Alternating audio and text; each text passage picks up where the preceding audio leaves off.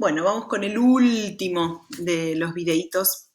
Lo que les quiero terminar de contar ahora entonces es que dentro de estos compuestos que hablábamos, y que se forman sustancias puras por compuestos, también vemos que hay sustancias puras, como por ejemplo esta que aparece primero, que tienen una sola letrita, ¿sí?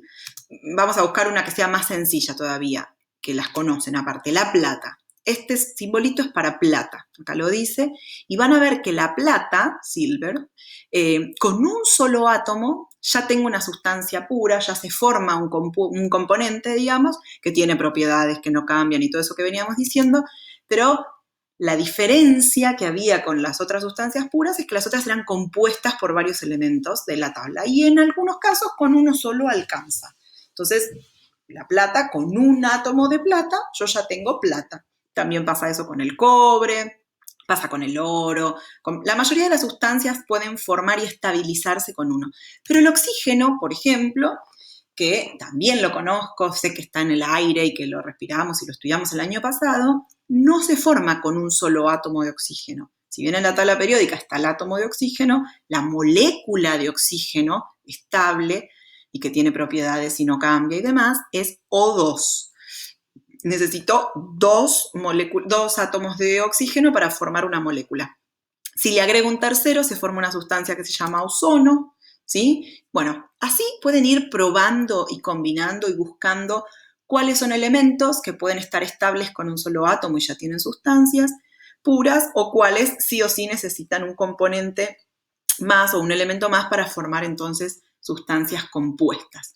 Igual, todas las que se les formen acá,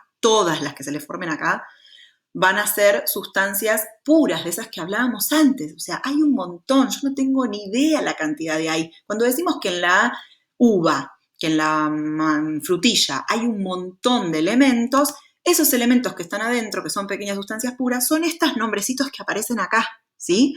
Mismo van a ver que muchos de estos elementos, el sodio, el potasio, el carbono, el magnesio, se nombran en muchos alimentos. Y además, el carbono, el nitrógeno, el oxígeno, el hidrógeno, el famoso chon, son las que forman, combinados de distintas formas, las biomoléculas, que son las moléculas que se van a formar, pero que son muy especiales porque organizadas de cierta manera son los principios de la composición de las células o de las cosas vivas. Bien, mucho por investigar, por tocar, por revisar. Pero además de jugar a combinar, una cosa, cuando combinan pueden ir eligiendo componentes y se les van a ir pintando los que les quedan por combinar. Van a ver que hay unos que ya no existen compuestos que tengan sodio, potasio y oro. Entonces, bueno, van a ir viendo y eso tiene que ver con una estabilidad eléctrica. Todo esto se ordena y se agrupa en la naturaleza solito, sin que nadie ponga la mano, por una cuestión eléctrica, de estabilidad eléctrica. Pero acá hay otra parte súper interesante de esta tabla y es la que dale vengo hablando de la sustancia y son sus propiedades. Si yo voy a propiedades, se me va a cambiar el color de la tabla. El color de la tabla ahora me va a decir cuáles son sólidos a temperatura ambiente, gaseosos a temperatura ambiente o líquidos a temperatura ambiente. Y tiene sentido. Si yo miro toda esta parte de la tabla, hace un rato tenía un nombre llamado metales.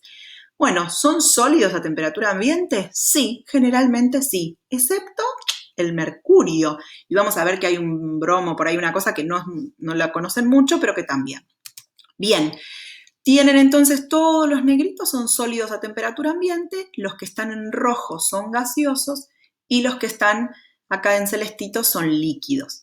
¿Pueden cambiar de estado? Sí, sí cambia la temperatura, pero esto es a temperatura ambiente. Este 273 grados Kelvin que está por acá es una escala de medir la temperatura que corresponde a grados centígrados también. 273 Kelvin es 0 grados.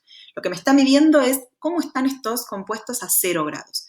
Si yo me paro en cada uno de los elementos, me va a ir diciendo cómo está, a cuánto se funde, cuánto se hierve. Todos estos materiales pueden ir cambiando de estado si yo cambio la temperatura, ¿sí? Pero esas propiedades no van a cambiar jamás. Bueno, les prometí el último video y no llegué. Vamos con el último, que es el que viene. Les prometo que es el último.